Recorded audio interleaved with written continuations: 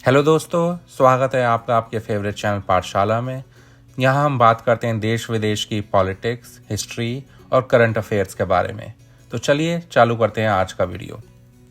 जैसा कि आप सभी जानते हैं कि साल 2022 अब खत्म होने वाला है और कुछ ही दिनों में हम 2023 का स्वागत करेंगे। इस साल बहुत सी छोटी बड़ी घटनाएं हुई, इवेंट्स हुए जिन्होंने इस दुनिया पर अपनी छाप छोड़ी। उन्हीं में से एक घटना थी रूस और यूक्रेन की लड़ाई, जिसने पूरी दुनिया की जियो इकोनॉमिक्स और जियो स्ट्रेटजी को चेंज कर दिया। आज हम बात करेंगे इसी लड़ाई की कि अप्रैल 2022 में लड़ाई क्यों चालू हुई और आज दिसंबर 2022 को उसका क्या स्टेटस है। तो चलिए बात करते हैं इसके बारे में। तो दोस्तों, बात करते हैं उन ऐतिहासिक कारणों की जो इस लड़ाई के मूल में हैं। रूस और वेस्टर्न पावर्स के बीच में ये कोई पहला युद्ध नहीं है। इससे पहले भी सदियों तक ये लोग आपस में लड़ते रहे। रूस की बहुत सी लड़ाइयाँ हुई हैं यूक्रेन के साथ, फिनलैंड के साथ, पोलैंड के साथ। 18वीं सदी के चालू होते होते रूस ने यूक्रेन पर अपना पूरा कब्जा जमा लिया था, उसको अपना अभिन्न अंग बना लिया था। लेकिन यूक्रेनियन मूल के लोगों को यह स्वीकार्य नहीं था, तो बहुत सारे छोटे छोटे रिवॉल्ट्स और विद्रोह यूक्रेनियन लोगों ने रशिया के खिलाफ किए। लेकिन रूस ने उन सबको दबा दिया और यूक्रेन को अपना एक अंग बनाए रखा। यूक्रेन रूस का अंग तब तक रहा जब तक सोवियत संघ 1991 में टूट नहीं गया।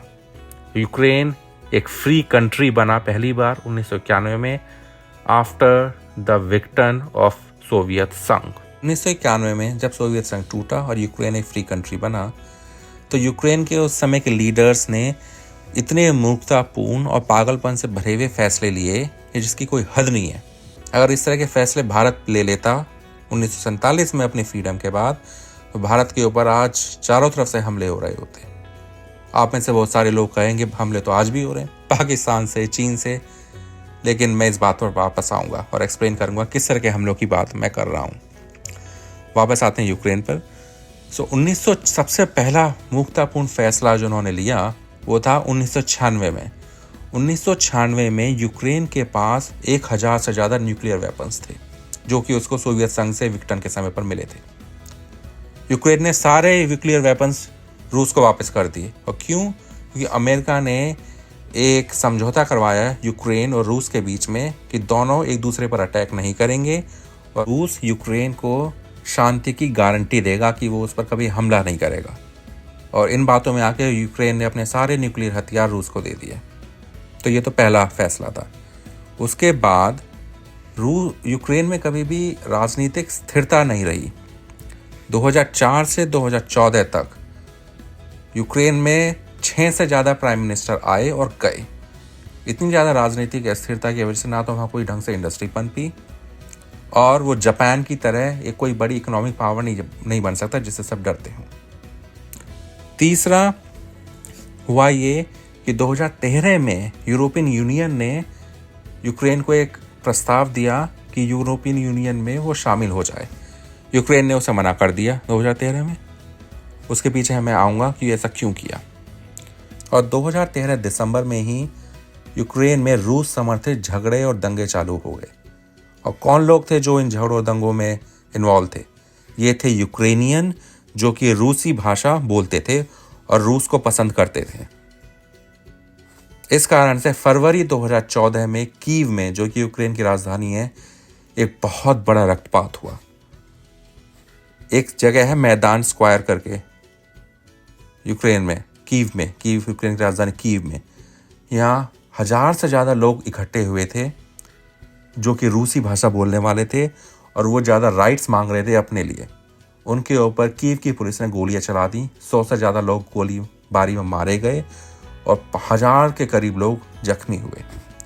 इस गोलीबारी ने, इस घटना ने 2022 की लड़ाई की नींव रखी थी। दोस्तों, अब नज़र डालते हैं यूक्रेन के नक्शे पर। और आप यूक्रेन के नक्शे को करीब से देखें तो आप पाएंगे कि यूक्रेन में रशियन और यूक्रेनियन दोनों भाषा बोली जाती हैं। जो हरे एरियाज़ हैं वहाँ यूक्रेनियन भाषा ज़्यादा प्रचलित है और जो लाल एरियाज़ हैं वहाँ रशियन भाषा ज़्यादा प्रचलित है। 2013 के दिसंबर में जो लोग दंगे और फसाद कर रहे थे वो थे यूक्रेनियन, जो कि इस लाल रंग में दिखाई दे रहे हैं, जो रशियन भाषा बोलते हैं। वो लोग अपने लिए ज़्यादा राइट मांग रहे थे रशियन भाषा बोलने वालों के लिए, और जिसके ऊपर कीव की पुलिस ने गोलीबारी की।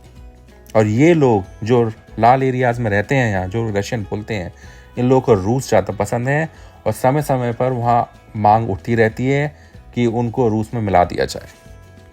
फरवरी 2014 की एक घटना जिसमें कीव की पुलिस ने रूसी भाषा बोलने वालों के ऊपर गोलाबारी की और उनका रक्तपात किया, इसने ऐसी घटनाओं को जन्म दिया, उनके सिलसिले को जन्म दिया, जिसका अंत 2022 के रूसी आक्रमण पर हुआ।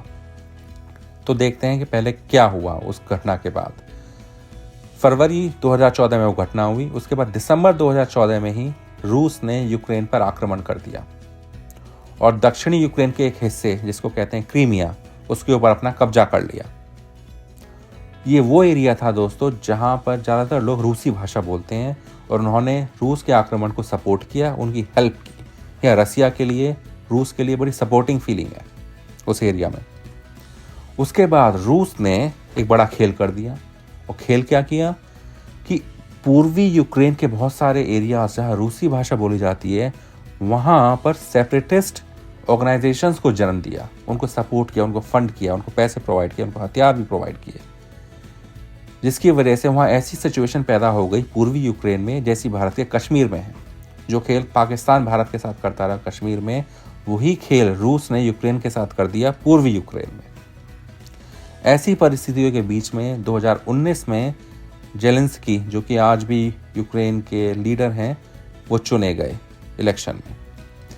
इन भाई साहब ने कुछ बड़ा गेम कर दिया। आने के बाद, अपने आने के 1.5-2 साल के अंदर ही इन्होंने बहुत सारे रूसी भाषा बोलने वाले लीडर्स को, इंटेलेक्चुअल्स को, सबको जेल में डाल दिया और रूसी भाषा बोलने वाले न्यूज़ चैनल्स और टीवी चैनल्स उनको बैन कर दिया। इस बात ने इस चीज़ को तो कंफर्म कर दिया कि रूस को कुछ ना कुछ करना था, नहीं तो रूसी भाषा बोलने वाले लोग जो यूक्रेन में रहते थे उनकी ज़िंदगियां दिन प्रतिदिन दूभर होती जा रही थी। उनके टीवी चैनल बंद हो गए, उनको नौकरियों से निकाला जा रहा था और जो सरकारी दमनकारी नीतियां थीं वो बढ़ती ही जा रही थी। और दोस्तों एक चीज़ नोटिस करोगे आप, जब ये सब हो रहा था 2015 में, 16 में, 18 में, 19 में, 20 में, यूरोप और अमेरिका बिल्कुल चुप, कोई कुछ नहीं बोल रहा था, सब लोग चुपचाप बैठे हुए थे। तो फिर अंततः रूस ने यूक्रेन के ऊपर आक्रमण किया 2022 में। लेकिन दोस्तों एक चीज़ आप नोटिस करेंगे कि इन सब के मूल में है भाषा विभेद। यूक्रेन में रहने वाले लोग जो रूसी भाषा बोलते हैं वो रूस को ज़्यादा पसंद करते थे बजाय यूक्रेन के। आप ऐसे ही कुछ सिमिलैरिटीज़ भारत में भी देख सकते हैं। यहाँ बहुत सारी भाषा बोलने वाले लोग हैं, बहुत सारे राज्य हैं, अपनी अपनी अलग अलग भाषाएं हैं। लेकिन अच्छी चीज़ ये है कि हम अपनी भाषा पर गर्व करते हैं, अपनी बोली पर गर्व करते हैं, लेकिन इससे देश के प्रति नफरत नहीं करते। देश के प्रति प्यार, गर्व उससे बढ़ता ही है, कम नहीं होता। अब हम आते हैं फरवरी 2022 में, जब रूस ने यूक्रेन पर हमला कर दिया। दोस्तों आपने न्यूज़ चैनल्स, यूट्यूब वीडियोस और बहुत सारी जगहों पर इस वीडियोस, पिक्चर्स सब देखे ही हैं। युद्ध पड़ा, वॉर इज़ हेल, नरक है, नरक की ज़िंदगी होती है। इतने मासूम लोग मारे जाते हैं, घायल होते हैं, उनकी ज़िंदगियाँ बर्बाद हो जाती हैं। लेकिन रूस ने ये किया। अब देखते हैं उसके बाद क्या हुआ। आक्रमण के तुरंत बाद कुछ दिनों में रूस की सेनाएं तेजी से यूक्रेन में आगे बढ़ पाईं, लेकिन उसके बाद यूक्रेन ने उनको रोक दिया। दोस्तों अगर आपको याद हो तो एक बहुत बड़ा 40 किलोमीटर लंबा काफिला, जिसकी न्यूज़ आया करती थी कि वो कीव में दाखिल होने वाला था, कभी नहीं आया, गायब हो गया। तो शुरू में तो रूस की फोर्सेस घुस गई यूक्रेन में, उसके बाद उनको ज़्यादा सक्सेस नहीं मिल पाई। और उसके बाद यूएसए और दूसरी जो वेस्टर्न कंट्रीज़ हैं उन्होंने इकोनॉमिक और ट्रेड सैंक्शंस भी रूस के ऊपर पुट कर दी। जो व्यापारिक और ट्रेड से रिलेटेड सैंक्शंस थी उन्होंने रूस को बहुत हार्म किया स्टार्टिंग के दिनों में। लेकिन उसकी मदद के लिए आए इंडिया और चाइना। उन्होंने रूस के साथ अपना जो ट्रेड था, जो आयात निर्यात था, उसको कंटिन्यू किया, उसको नहीं रोका। और इंडिया, भाई साहब हमने तो इतनी ज़बरदस्त काम किया है, यहाँ रूस से इतना तेल खरीदा, वो भी 1/3 कीमत पे। तो इंडिया ने अपने कार्ड्स और अपनी डिप्लोमेसी बहुत अच्छी तरह से खेली। और दोस्तों यही एक रीज़न था कि जब पूरी दुनिया में तेल के प्राइसेस बहुत तेज़ी से बढ़ रहे थे, आपके पड़ोस में पाकिस्तान में तेल के प्राइसेस दुगने हो गए एक साल में, हमारे यहाँ बढ़े लेकिन दुगने नहीं हो गए। और उसका रीज़न यही था कि हमारा जो तेल, थोड़ा बहुत तेल जो रसिया से आ रहा था, हमने उसका नंबर बढ़ा दिया। इस युद्ध से पहले हम रूस से कम 3% के आसपास तेल लेते थे, अब वो 10% के आसपास पहुंच गया। तो तेल उसकी मात्रा तो बढ़ी, लेकिन फिर भी हमारा तेल आयात रूस से कम है। अब पता नहीं कि युद्ध के बाद रूस भारत को सस्ता तेल देगा कि नहीं देगा। कम से कम जब दे रहा है तब तो लेना ही चाहिए, अच्छी बात है। भारतीय डिप्लोमेसी की एक अच्छी क्वालिटी है कि वो इंडिपेंडेंट है। अब इन आखिरी महीनों में 2022 के, आपने सुना होगा कि यूक्रेन की जो फोर्सेस हैं उन्होंने रूस के खिलाफ एक ऑफेंसिव, विंटर ऑफेंसिव चालू किया है पूर्वी यूक्रेन में, ईस्टर्न यूक्रेन में, जिसने रूस की फोर्सों को थोड़ा पीछे ढकेला है। इस विंटर ऑफेंसिव के बाद यूक्रेन की फोर्सेस ने रूस को थोड़ा बहुत तो पीछे ढकेला है, लेकिन ज़्यादा नहीं।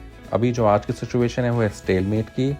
ना तो यूक्रेन ही आगे बढ़ पा रहा है और रूस को पूरी तरह खदेड़ पाया है, और ना ही रूस की सेनाएं हैं वो यूक्रेन को पूरी तरह से अपने कब्जे में ले पाई हैं। तो दोस्तों, ये था रिव्यू रूस और यूक्रेन के बीच की लड़ाई का, जो 2022 अप्रैल में चालू हुई। अगर आपको इस टॉपिक के बारे में कुछ और जानना है या कोई एडिशनल पॉइंट्स या इन्फॉर्मेशन है जो आप इस वीडियो में ऐड करना चाहते हैं, तो नीचे कमेंट बॉक्स में कमेंट करके हमें ज़रूर बताएं।